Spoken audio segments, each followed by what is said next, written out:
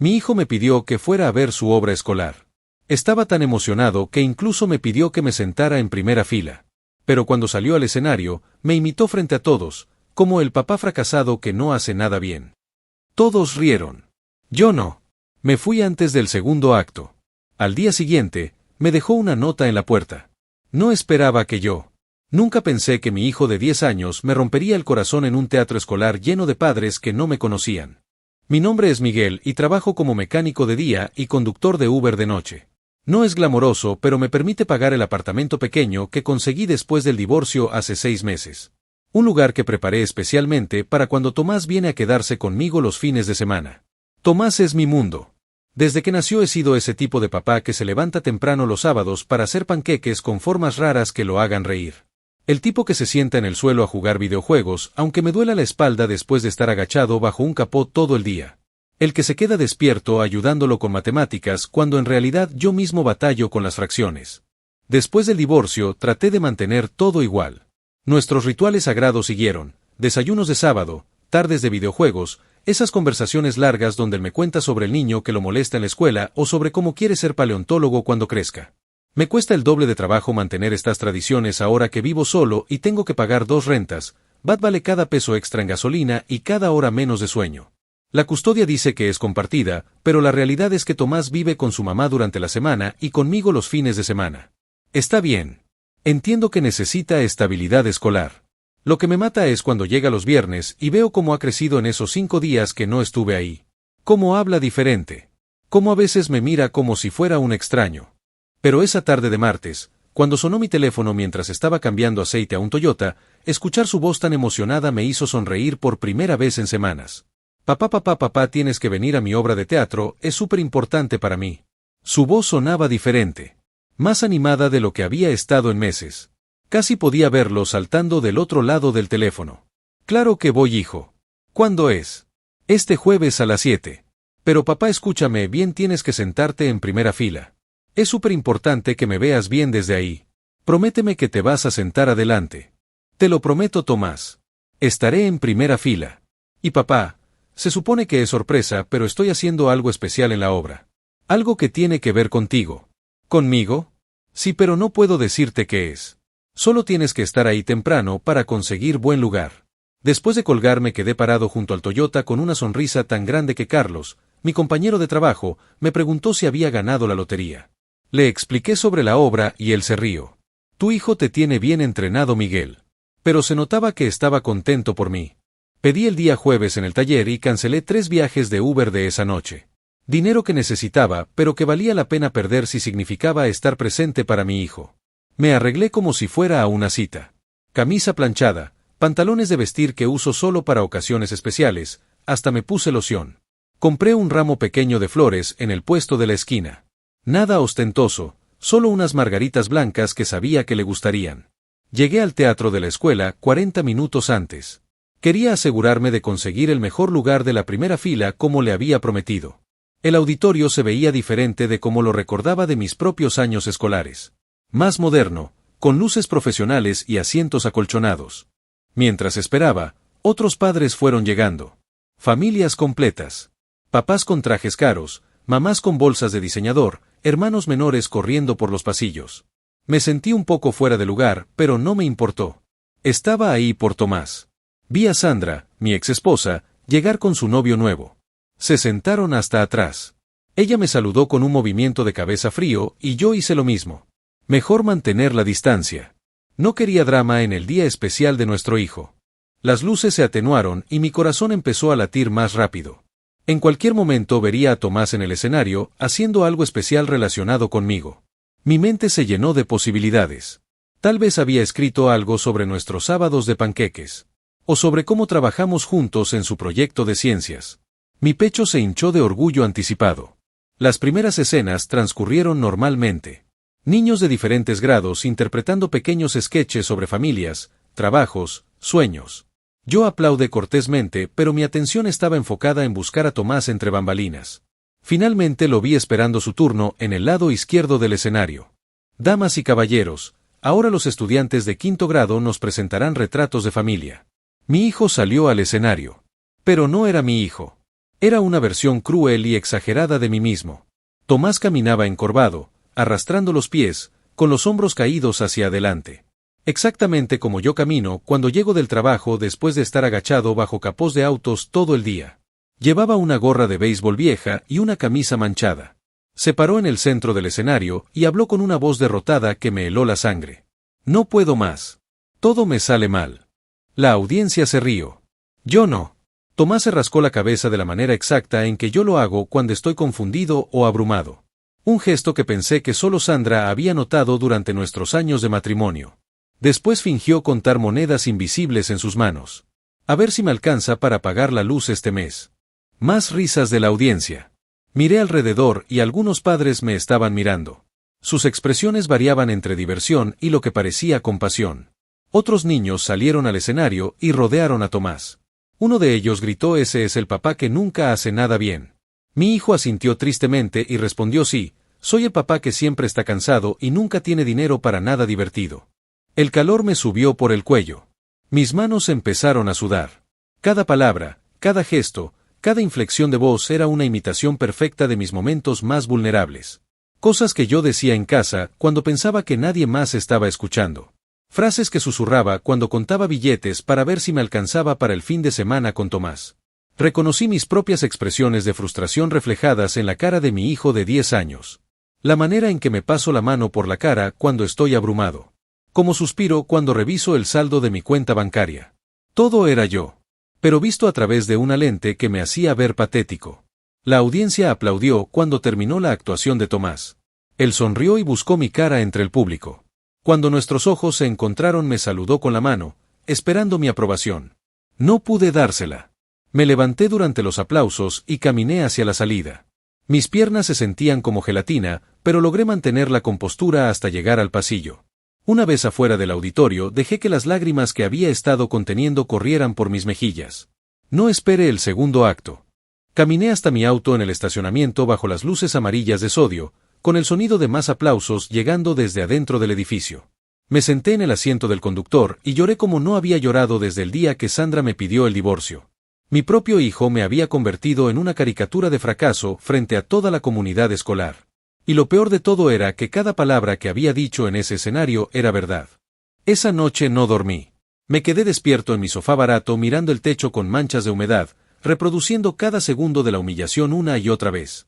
Cada gesto de Tomás. Cada risa de la audiencia. Cada mirada de lástima de los otros padres. Lo que más me dolía no era solo que me hubiera imitado. Era lo preciso que había sido. La manera exacta en que me rasco la cabeza cuando no entiendo algo. Como cuento dinero cuando estoy preocupado por las cuentas. El tono derrotado de mi voz cuando digo que todo me sale mal. Mi hijo me conocía mejor de lo que yo pensaba. Y aparentemente todo lo que conocía de mí era patético. Cerca de las 5 de la mañana escuché pasos en el pasillo afuera de mi apartamento. Luego el sonido suave de papel deslizándose bajo mi puerta. Era una nota escrita en la letra desordenada de Tomás. Papá, perdón si te dolió. La maestra dijo que teníamos que hacer algo realista. Mamá me ayudó a practicar. No era para lastimarte. Te quiero. Tomás. Leí la nota 5 veces. Cada vez me enfoqué más en una línea específica. Mamá me ayudó a practicar. Sandra había estado involucrada en esto. Pero por supuesto que había estado involucrada. Tomás no habría podido capturar mis gestos tan perfectamente sin ayuda. Alguien había estado observándome. Estudiándome. Tomando notas mentales de mis momentos más vulnerables. El viernes, cuando Tomás llegó para su fin de semana conmigo, traté de actuar normal. Hicimos panqueques. Jugamos videojuegos. Pero había una tensión extraña entre nosotros. Él me miraba como si esperara que explotara o que le gritara. Yo lo miraba tratando de encontrar señales de malicia, pero todo lo que veía era mi niño de 10 años que parecía genuinamente confundido sobre por qué yo estaba raro. El sábado por la tarde, mientras Tomás jugaba en su cuarto, salí a comprar leche a la tienda de la esquina. Doña Carmen, mi vecina de 70 años que siempre estaba riendo su entrada, me detuvo. Miguel, mijo, ¿cómo estás? Te veías muy triste el otro día cuando llegaste de algo elegante. Hola doña Carmen. Estoy bien, gracias. Ay no, no me mientas. Te conozco hace 6 meses. Sé cuando algo te tiene preocupado. Doña Carmen era de esas personas que te hacían hablar sin que te dieras cuenta. Antes de poder detenerme, Le estaba contando sobre la obra de teatro. ¡Ay, Dios mío! ¡Qué cosa tan fea! Pero ¿sabes qué? Ahora que lo mencionas, el miércoles vi a la mamá de Tomás aquí afuera con él. Estaban como ensayando algo. Ella le decía cómo caminar y cómo hablar. Se reían mucho, pero parecía que se estaban burlando de alguien. Mi estómago se encogió. Sandra había venido a mi apartamento a ensayar la imitación de mí con nuestro hijo. ¿Te dijo algo más, doña Carmen? Pues mira, no quería meterme, pero escuché cuando ella le dijo, así es como tu papá cuenta dinero cuando está preocupado. Y le enseñaba cómo poner cara triste. Esa tarde llevé a Tomás al parque como siempre hacemos los sábados. Mientras él jugaba en los columpios, no pude evitar preguntarle. Hijo, sobre la obra del jueves. Se puso tenso inmediatamente.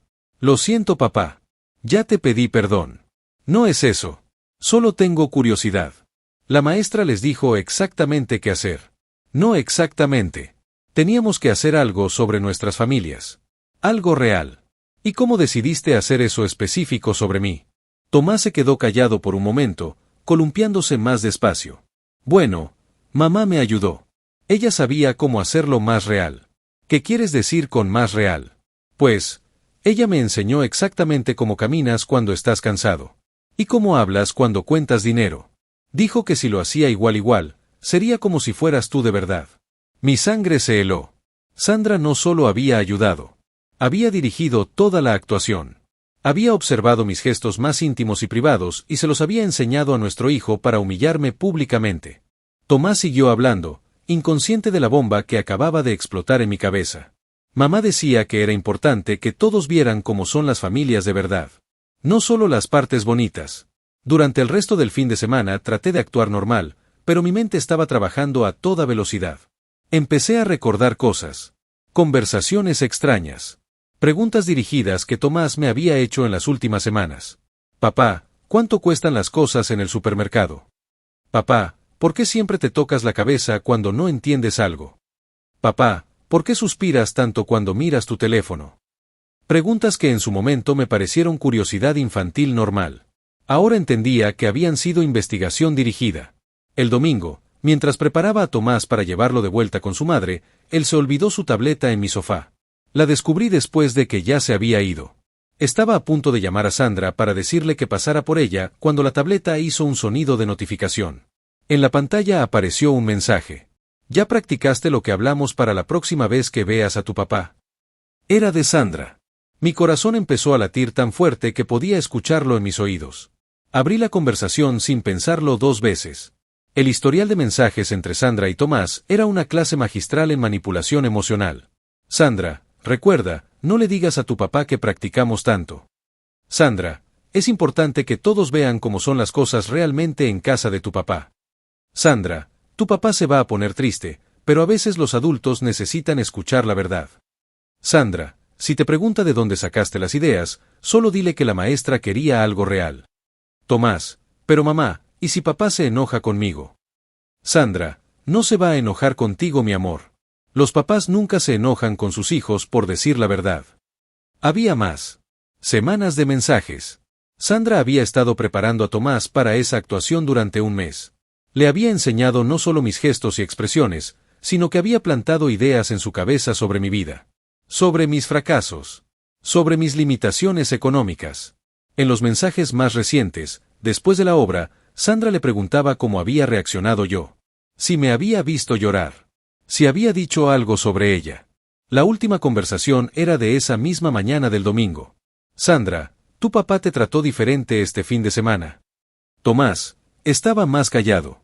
Creo que sigue triste. Sandra, es normal, mi amor. A veces los adultos necesitan tiempo para aceptar sus errores. Leí todo 2 veces para asegurarme de que no estaba malinterpretando nada. No había malinterpretación posible. Sandra había orquestado toda la humillación. Había usado a nuestro hijo como arma para destruir mi dignidad en público. Y lo peor de todo era que Tomás no tenía idea de que había sido manipulado. En su mente de 10 años, había hecho exactamente lo que los adultos le habían pedido, mostrar la realidad de su familia. Me senté en mi sofá con la tableta en las manos, mirando la evidencia de la traición más profunda que había experimentado en mi vida. Mi exesposa no se había conformado con destruir nuestro matrimonio. Ahora estaba usando a nuestro hijo para destruirme a mí. Pero tenía pruebas. Y por primera vez desde el jueves en la noche, sentí algo además de dolor y humillación. Sentí determinación. No iba a confrontar a Sandra gritando como un loco. No iba a hacer una escena dramática. Había aprendido algo importante en estos meses de divorcio: la persona que pierde los estribos es la que pierde la batalla. Durante la siguiente semana documenté todo meticulosamente. Tomé fotos de cada mensaje en la tableta antes de regresársela a Tomás. Cuando Sandra me llamó para hablar sobre los horarios de la siguiente semana, grabé la conversación usando una aplicación en mi teléfono. En nuestro estado era legal grabar llamadas siempre y cuando una de las partes estuviera de acuerdo, y yo definitivamente estaba de acuerdo. En esa llamada, Sandra no pudo resistir la tentación de hacer comentarios. Escuché que te fuiste temprano de la obra de Tomás. Qué lástima que no vieras todo el show. Estaba cansado. Fue un día largo de trabajo. Por supuesto. Siempre estás cansado, Miguel. Tal vez por eso Tomás pudo representarte tan bien. La grabé riéndose después de decir eso. Conseguí más evidencia de la que esperaba cuando Tomás, sin darse cuenta, me contó más detalles durante nuestro siguiente fin de semana. Mamá me dijo que era importante que todos vieran cómo vives realmente, papá. Dijo que a veces los papás pretenden que todo está bien cuando no es así. También me dijo exactamente qué decir si alguien me preguntaba sobre la obra. ¿Qué te dijo que dijeras? Que solo estaba actuando y que la maestra nos pidió hacer algo real sobre nuestras familias. Todo estaba empezando a formar un patrón claro de manipulación y alienación parental. El miércoles recibí una llamada inesperada. Era la señora Rodríguez, la maestra de teatro de Tomás. Señor Hernández, sé que esto es un poco inusual, pero necesito hablar con usted sobre la obra de la semana pasada. Por supuesto. ¿Qué necesita? Bueno, me siento muy mal por lo que pasó. Su exesposa fue muy insistente sobre el contenido de la actuación de Tomás. Yo pensé que era una colaboración normal entre padres, pero después de reflexionar, creo que me manipuló para permitir algo inapropiado. La señora Rodríguez me explicó cómo Sandra había ido a la escuela varias veces, insistiendo en que quería hacer la obra más auténtica y educativa sobre diferentes tipos de familias. Había presionado para que Tomás tuviera más tiempo en el escenario y había sugerido específicamente que imitara a su padre.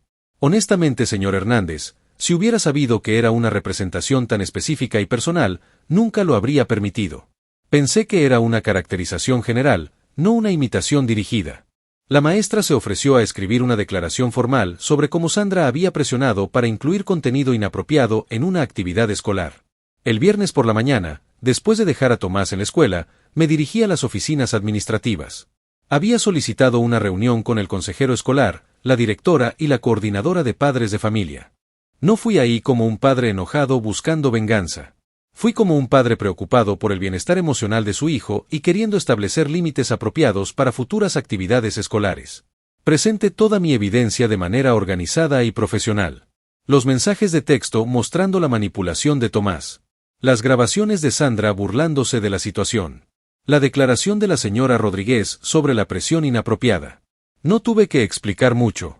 La evidencia hablaba por sí sola. La directora, una mujer seria de unos 50 años, revisó todo con expresión cada vez más preocupada. Señor Hernández, esto constituye un uso inapropiado de actividades escolares para conflictos personales. No podemos permitir que nuestros estudiantes sean usados como armas en disputas de custodia. El consejero escolar fue aún más directo. Lo que vemos aquí es un patrón clásico de alienación parental. Usar al niño para humillar al otro padre es emocionalmente dañino para el menor. Establecieron protocolo inmediato. Cualquier actividad futura que involucrara representaciones familiares requeriría aprobación previa de ambos padres. Sandra sería notificada formalmente que su comportamiento había sido inapropiado y que futuras interferencias resultarían en restricciones en su participación en actividades escolares. Pero la verdadera justicia llegó de manera natural, como suele pasar cuando la verdad sale a la luz. La noticia de lo que había pasado se extendió entre los padres de familia. No porque yo fuera contando mi historia, sino porque la reunión administrativa había sido necesariamente documentada y otros padres empezaron a hacer preguntas. Carmen, la mamá de un compañero de Tomás, me contactó directamente.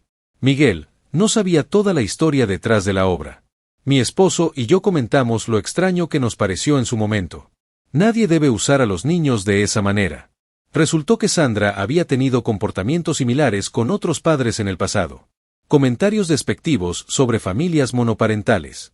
Sugerencias inapropiadas sobre quién debería participar en eventos escolares basándose en estabilidad familiar. Los otros padres comenzaron a ver un patrón que habían ignorado antes. En la siguiente reunión de la asociación de padres, Sandra llegó esperando apoyo y simpatía. En lugar de eso, se encontró con un grupo de padres que ahora entendían exactamente qué tipo de persona era. Nadie la confrontó directamente. Nadie fue cruel o dramático. Simplemente dejaron de incluirla. Dejaron de buscar su opinión. Dejaron de invitarla a los grupos de chat de padres. La justicia social natural funcionó mejor que cualquier venganza que yo hubiera podido planear. 2 semanas después, durante un fin de semana con Tomás, él me hizo una pregunta que me rompió y me sanó el corazón al mismo tiempo. Papá, ¿por qué mamá me hizo hacer esas cosas en la obra si sabía que te iban a lastimar? Porque a veces los adultos cometen errores, hijo. Pero no es tu culpa. Nunca fue tu culpa.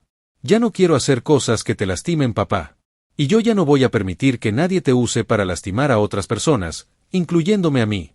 6 meses después, cuando el juez revisó nuestro acuerdo de custodia basándose en la documentación del patrón de alienación parental, Tomás comenzó a pasar más tiempo conmigo. No porque yo se lo hubiera quitado a Sandra, sino porque el sistema funcionó como debía funcionar cuando se presenta evidencia clara de comportamiento dañino. Mi hijo ya no me imita como un fracasado. Ahora me imita como el papá que se para por sí mismo y por él cuando es necesario. Y esa es una imitación que puedo vivir con orgullo. A veces la mejor venganza no es la venganza en absoluto. A veces es simplemente mostrar la verdad y dejar que las consecuencias naturales hagan su trabajo. Si estás pasando por algo similar, documenta todo. No busques venganza dramática. La verdad tiene una manera de salir a la luz y las personas tóxicas eventualmente se exponen a sí mismas. Y si eres padre o madre leyendo esto, nunca, jamás, uses a tus hijos como armas contra tu expareja. Los niños no son soldados en las guerras de los adultos. Tomás ahora tiene 11 años y sigue queriendo ser paleontólogo. Seguimos haciendo panqueques los sábados. Y algunas veces él me imita, pero ahora lo hace con amor, no con crueldad. Esa es toda la diferencia del mundo. Si Miguel te inspiró y quieres más historias donde la justicia llega cuando menos la esperas,